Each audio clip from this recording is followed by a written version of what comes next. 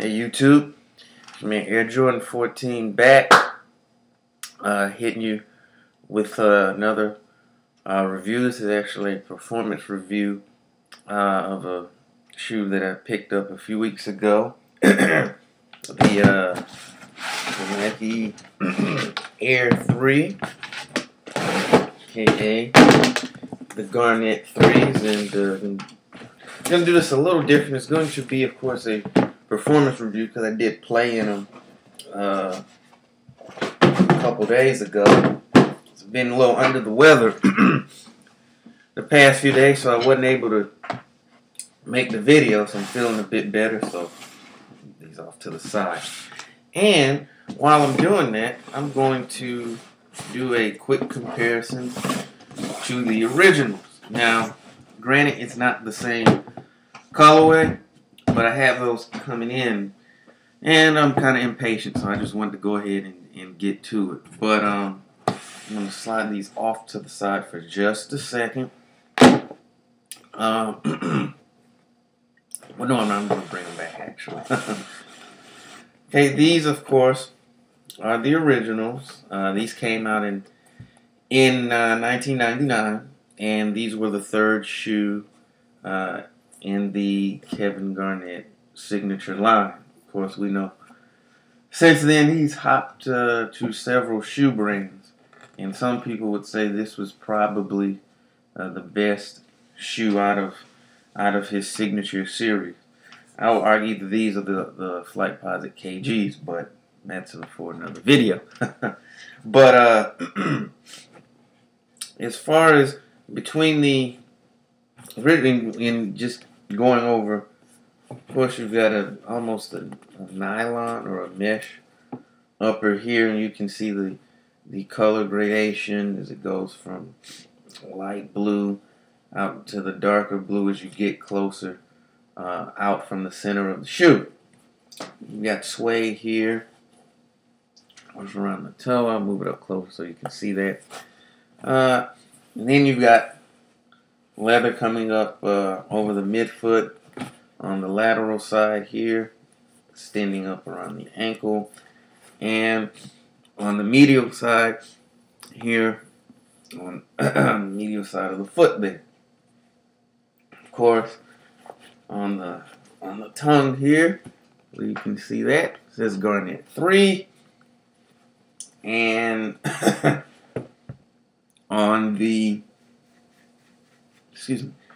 outsole, it says OBF for his crew. If memory serves me correct, I think it's the original block family. I think that's what that stands for. Excuse me. And hopefully you can see, I don't know if you can quite see on the insole, that it says has tuned air. And that's one of the differences actually between the original, well, one of many. Of course, you don't have any of the Garnett branding on the shoe. Again, getting back to the tongue here, it says basketball. It's got the swoosh there in the center of, I guess, what's supposed to be an atom or something like that. And it's got a swoosh there. Now, comparing that to the originals, these are a little older, you can see that on the original there, it has the tuned air symbol, and on the retros it does not. It just has a swoosh there, because these do not have tuned air in them.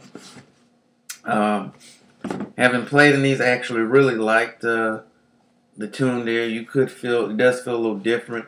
That was and just getting into a little history, and that was a technology where it was specifically tuned, for various activities.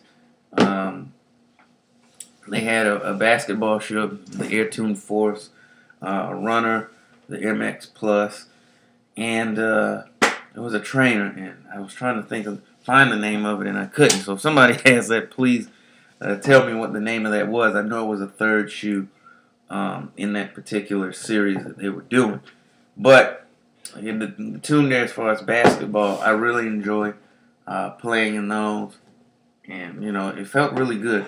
You could definitely feel it. You know, a difference in the area where the columns were tuned, i.e., tuned air. So definitely from that standpoint, I think it worked, and this was a great performance. Basketball shoe, and it didn't look that bad either. So kudos to Nike, they got it right on that one. So how does the retro one stack up to the original? Well, I'm going to tell you, it's actually a pretty doggone good basketball shoe. Just like on the original, it does feature zoom up front. Of course, there's no tuned in the back, but you know, the Max Air does a great job of cushioning and impact protection. I was never once in discomfort from a cushioning standpoint while playing in these.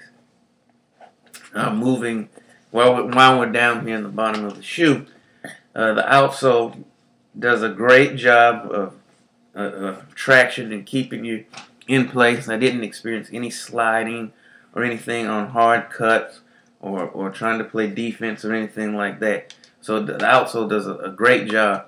And even though, you know, it's got the atom picture here inside, it does feature a traditional herringbone pattern, you know, the tried and true.